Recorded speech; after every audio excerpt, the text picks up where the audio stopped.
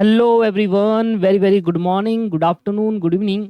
आज हम लेकर आए आपके लिए कॉर्पोरेट अकाउंटिंग की स्ट्रेटेजी। और दोस्तों बहुत बेहतरीन होने वाली है। यहाँ पर आप स्ट्रेटेजी में ये सीख पाओगे कि क्या आपको छोड़ना चाहिए और क्या आपको करके जाना चाहिए। तो जो सही तरीका है वो यहाँ पर आप सीख पाएंगे। देखिए सर, अगर हम बात करें कॉर्पोरेट अकाउंटिंग की स्ट्रेटेजी की तो उसके साथ ऑडिट भी आता है। तो ऑडिट के लास्ट में 3 क्वेश्चन पूछता है। क्वेश्चन नंबर 6 में, क्वेश्चन नंबर 7 में, क्वेश्चन नंबर 8 में। इसके लिए अलग से ऑडिट वाली मैडम हमारी वो आपके लिए स्ट्रेटेजी बना देगी कि इन तीनों में से किसके क्वेश्चन कहाँ पर क्या आता है और क्या आपको करके जाना चाहिए। उसका डिस्कशन मैम करेगी। मैं अपने फर्दर सब्जेक्ट का डिस्कशन कर लेता हूँ आपके साथ। अगर मैं बात करूँ कॉर्पोरेट अकाउंटिंग में, हर स्टूडेंट को मैं इस तरीके से कहूँगा कि स्ट्रेटेजी को इस तरीके से बनाना कि अगर आपका प्रैक्टिकल पोर्शन अच्छा है तो आप प्रैक्टिकल की तरफ ज़्यादा जाइए, थ्योरी को कम लीजिए।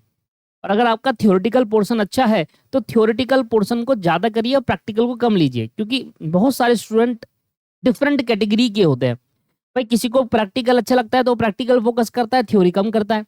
अब जिसको थ्योरी अच्छा लगता है तो थ्योरी पे ज़्यादा फोकस करे, प्रैक्टिकल पे थोड़ा कम कर लीजिए। इस तरीके से अपनी स्ट्रेटेजी खुद से मेंटेन करनी है। बट यहाँ पर मैं कुछ सजेशन आपको दे सकता हूँ। देखिए सर, हमें पता है क्वेश्चन नंबर 1 जो होता है वो कंपलसरी होता है। और क्वेश्चन नंबर 2 से लेकर 8 तक 5 क्वेश्चन करने होते हैं और 2 छोड़ने होते हैं। तो अगर आपका थ्योरेटिकली बहुत स्ट्रांग है, आपको ऑडिट बहुत पसंद है, तो आप तीनों अटेम्प्ट करिए ऑडिट के और 2 क्वेश्चन इसमें से अटेम्प्ट कर लीजिए और 2 क्वेश्चन कॉर्पोरेट अकाउंट में छोड़ दीजिए। अगर आपको लगता है कि यार कॉर्पोरेट अकाउंटिंग मेरे लिए ज्यादा स्ट्रांग है तो आप ऑडिट का 1 क्वेश्चन करिए और कॉर्पोरेट अकाउंटिंग में आप बाकी 4 क्वेश्चन कर लीजिए। बाकी 1 2 3 4 4 क्वेश्चन कॉर्पोरेट अकाउंटिंग के कर लीजिए, 1 ऑडिट का कर लीजिए, 5 क्वेश्चन आएंगे, 2 ऑडिट के छोड़ दीजिए। क्यों ना एक ऐसी स्ट्रेटेजी मेंटेन की जाए जहां पर दोनों का कॉम्बिनेशन हो। तो यहां पर मैं उस को कंसीडर कर रहा हूं जहां पर दोनों का कॉम्बिनेशन हो जाए, मतलब 2 ऑडिट के क्वेश्चन करे, 1 ऑडिट का क्वेश्चन छोड़ दो और 3 कॉर्पोरेट अकाउंटिंग क्वेश्चन को उसमें 1 छोड़ दो। राइट। तो इस तरीके से स्ट्रेटेजी मेंटेन करते हैं जहां पर आपको 2 क्वेश्चन ऑडिट के करने हैं और 3 क्वेश्चन कॉर्पोरेट अकाउंटिंग का करना है। मतलब 1 कॉर्पोरेट अकाउंटिंग में से छोड़ दो और 1 ऑडिट में से छोड़ दो। इस तरीके से हम स्ट्रेटेजी कुछ मेंटेन करेंगे। अगर मैं बात करूं कि अगर आपको कॉर्पोरेट अकाउंटिंग को करना है तो कौन सा छोड़कर जाऊं जिससे मेरे को एक आसानी रहेगी। ज्यादातर पेपर के अंदर जो दूसरा क्वेश्चन है उसके पहले पार्ट में इशू ऑफ शेयर, डिबेंचर या प्रेफरेंस शेयर से आ रहा है। रिडम्पशन डिबेंचर का टॉपिक आ जाता है, इशू ऑफ शेयर का या प्रेफरेंस शेयर का टॉपिक आ जाता है। मेजरली देखा गया है कि यहां से इशू ऑफ शेयर में री इशू तक का पूरा कंसेप्ट आ जाता है। साथ में डिबेंचर का भी टॉपिक देखा गया है। प्रेफरेंस शेयर का कम देखा गया है, पर issue of share maximum time पूछा गया है, डिबेंचर सेकंड पे, प्रेफरेंस शेयर बहुत कम पूछा गया है। पर आपको जो फोकस करना है वो करना है इशू ऑफ शेयर पर और डिबेंचर पर ज्यादातर फोकस करना है।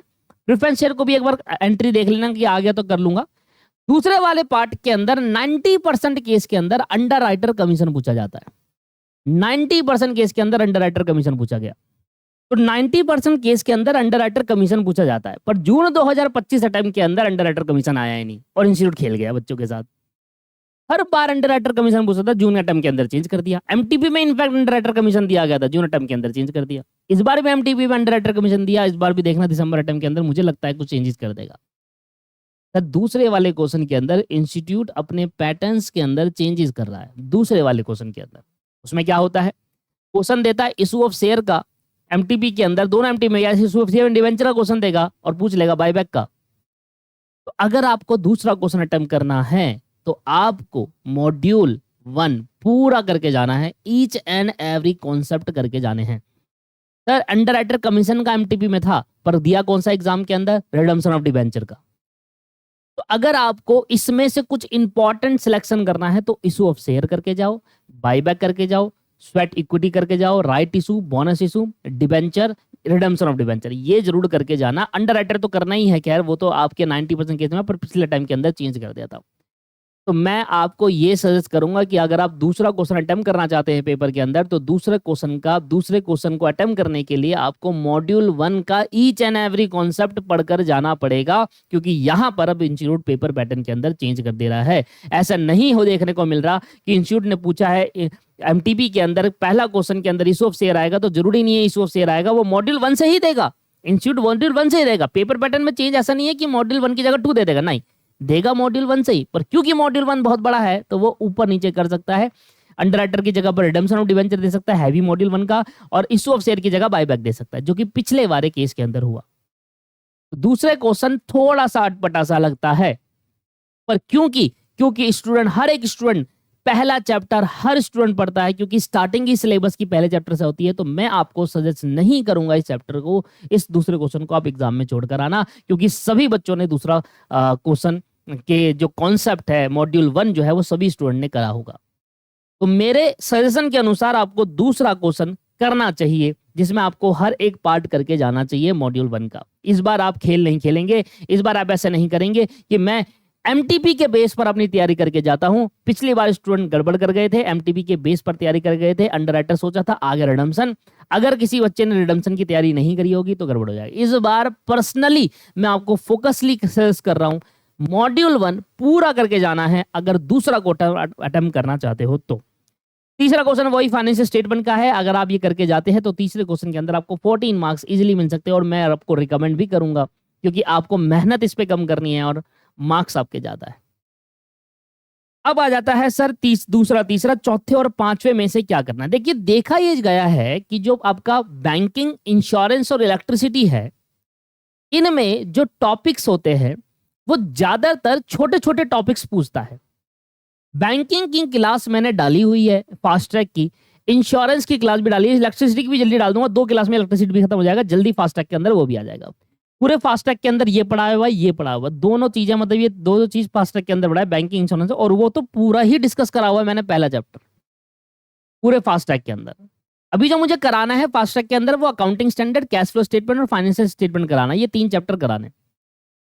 बैंकिंग, इंश्योरेंस, इलेक्ट्रिसिटी अगर किसी स्टूडेंट ने नहीं किया हुआ है और किया था पर समझ नहीं आया हुआ है तो आप इसको लीव कर सकते हैं और इसकी जगह पर ये वाला क्वेश्चन सिलेक्ट कर सकते हैं। अगर किसी स्टूडेंट को लगता है कि यार बैंकिंग, इंश्योरेंस, इलेक्ट्रिसिटी के अंदर तो 3 ही चैप्टर है, पर अकाउंटिंग स्टैंडर्ड ज्यादा और कैश फ्लो स्टेटमेंट भी बहुत बड़ा है, क्योंकि यहां देखा गया अकाउंटिंग स्टैंडर्ड। अच्छा, मैं बताऊं यहां अकाउंटिंग स्टैंडर्ड कौन सा आ रहा है? ईपीएस वाला, डाइल्यूटेड ईपीएस वाला, ज्यादातर मैक्सिमम वही आ रहा है। एक दो ही अकाउंटिंग स्टैंडर्ड है, एक दो ही अकाउंटिंग स्टैंडर्ड है जो रिपीटेड बेसिस पर इंस्टीट्यूट पूछता है। आप पिछले 5 साल के पेपर उठाइए 2022 सिलेबस के अंदर, देखिए कौन सा अकाउंटिंग स्टैंडर्ड आ रहा है, वो इनकी प्रैक्टिस कर लो ना, एक बेनिफिट मिलता है। अकाउंटिंग स्टैंडर्ड हालांकि सारे करके जाने हैं, बट उन पे ज्यादा मेहनत करो जो लगातार 5 साल 2022 सिलेबस पे लगातार पूछा गया है। कैश फ्लो स्टेटमेंट आपको देखो पता है, कैश फ्लो स्टेटमेंट आना ही आना है। तो इन दोनों में से आप डिसाइड करिए कि मुझे क्या करना है। अगर किसी का ऑडिट बहुत कमजोर है तो दोनों करके जाइए सर। आपको अगर चैप्टर वाइज क्लास भी लेनी है वो भी हमारे पास अवेलेबल है और बहुत कम पैसों में हम अवेलेबल कराते हैं, क्योंकि मुझे लगता है बहुत सारे स्टूडेंट सेल्फ करते हैं पर कुछ पर्टिकुलर टॉपिक है वो उस स्टूडेंट के लिए होती है चैप्टर वाइज क्लास, जो कुछ पर्टिकुलर टॉपिक को नहीं कर पाते क्योंकि उन्होंने फुल फ्लेज क्लास नहीं ली होती है, वो सेल्फ कर रहे होते हैं, पर कुछ पर्टिकुलर मॉड्यूल में उनको दिक्कत है। तो एक मॉड्यूल भी अगर आप चाहे तो वो भी ले सकते हैं, दीपक क्लासेस आप प्ले स्टोर से डाउनलोड करके। बाकी अगर टॉपिक पे आ जाते हैं तो ऑडिट में अगर आपका स्कोरिंग अच्छा है तब भी मैं आपको रिकमेंड करूंगा कि ऑडिट के 2 क्वेश्चन से ज्यादा तीसरे क्वेश्चन को सेलेक्ट मत करना, क्योंकि ऑडिट एक थ्योरेटिकल पार्ट है और कभी आपको पूरे नंबर नहीं मिलेंगे, क्योंकि आप कभी 100% इंस्टीट्यूट की लैंग्वेज नहीं लिख सकते ऑडिट के अंदर। तो मेरा रिकमेंडेशन रहेगा कि ऑडिट में 2 से ज्यादा क्वेश्चन सेलेक्ट मत करना। अगर एक करते हो तो वेल एंड गुड, बाकी 5 इनको कर लो, बाकी 4 इनको कर लो। ऑडिट में 2 से ज्यादा मत करना, 2 तक कर सकते हो, क्योंकि इसमें आपको 100% मार्क्स नहीं मिलेंगे। अगर फाइनेंशियल स्टेटमेंट में बैलेंस शीट मैच होगी तो पूरे 14 मार्क्स मिलेंगे आपको। ये एक ध्यान, मतलब इसको कंसीडर करते हुए चलना, क्योंकि ऑडिट एक थ्योरेटिकल पार्ट है। 7 मार्क्स का क्वेश्चन आएगा, जरूरी नहीं है कि 7 ही मिलेंगे, 4 भी मिल सकते हैं, 2 भी मिल सकते हैं, 3 भी मिल सकते हैं, 5 भी मिल सकते हैं। वो डिपेंडिंग आपने लिखा कितना जरूरी है, इंस्टीट्यूट के मॉड्यूल के अकॉर्डिंग आपने कितना लिखा है। लॉ है सर, आपको ही पता है ऑडिट लॉ है, लॉ में पूरे मार्क्स तभी आते हैं जब आप as per the law language लिखेंगे, और वो होता ही नहीं है पॉसिबल। बहुत ही रेयर होता है जब एक स्टूडेंट लॉ की लैंग्वेज लिखता है, नहीं तो अपनी लैंग्वेज वो घुसाड़ता है उसके अंदर। और अपनी लैंग्वेज आपको पता है किस तरीके से होती है, बड़ी सिंपल में होती है। तो मेरा जो स्ट्रेटेजी के अनुसार है कि दूसरा क्वेश्चन करो, तीसरा करो, और चौथा 5 में से आप सिलेक्ट करो कि आपकी तैयारी कौन सी अच्छी हो रही है। और ऑडिट में 2 से ज्यादा मत ट्राई करना, 2 ही तक का पकड़ कर जाना। बाकी मैं मैम को बोल दूंगा इसकी में कहां से पूछ रहा है क्वेश्चन, क्या हो रहा है, इसके बारे में बता दे। ठीक है जी। तो दोस्तों यहां पर हम बात कर रहे हैं कॉर्पोरेट अकाउंटिंग की स्ट्रेटेजी की, जो कि बहुत इंपॉर्टेंट है।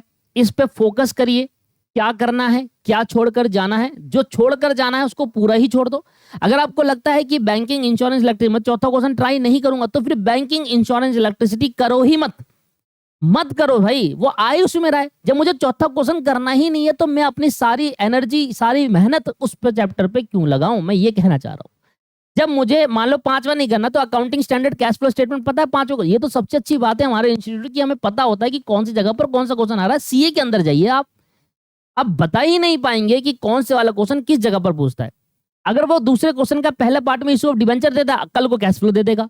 सारा करके जाना पड़ता है उनको। इतने लेवल ऑफ डिफिकल्टी है सीए के कोर्स के अंदर। मैं पढ़ा रहा हूँ ना कॉस्ट अकाउंटिंग, मुझे पता है सर क्या चल रहा है वहां पर। यहाँ तो हमें ये सुकून तो है ना सर, 5वें नंबर क्वेश्चन के अंदर अकाउंटिंग स्टैंडर्ड और कैश फ्लो पूछेगा, तो अपनी एक खुद की स्ट्रेटेजी मेंटेन कर सकता हूँ कि चलो ये वाला पूरा ही छोड़ देता हूँ, इस पर मेहनत कर लेता हूँ, इस पर कम मेहनत करनी पड़ेगी मुझे, पेपर में छोड़ दूंगा।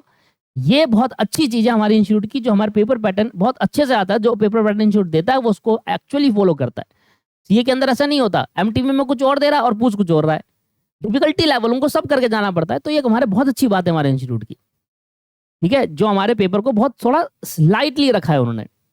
उसमें भी अगर आप मेहनत नहीं करते, पास नहीं होते, फिर तो बेकार है सर। थोड़ी सी मेहनत करने की कोशिश करिए, लास्ट पेपर आने वाले हैं, फोकस करिए, अपनी खुद की स्ट्रेटेजी मेंटेन करिए। मेरी थोड़ी सजेशन आपने ले ली, आप खुद की एक स्ट्रेटेजी मेंटेन करिए। इस वीडियो को देखने के लिए इतना ही। बाकी सारे जो रिमेनिंग सब्जेक्ट है उसकी भी स्ट्रेटेजी जल्दी आने वाली है।